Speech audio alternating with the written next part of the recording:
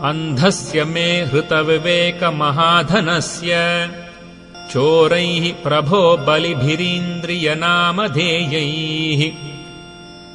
मोहान्धकूपकुहरे विनिपातितस्य लक्ष्मी नृसिंह मम देहि करावलम्बम्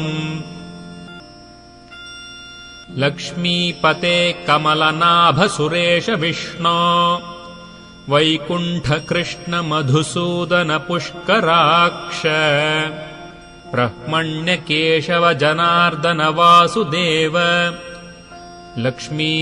नृसिंह मम देहि करावलम्बम्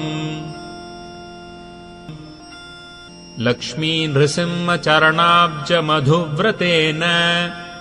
स्तोत्रम् कृतम् शुभकरम् भुवि शङ्करेण एतत्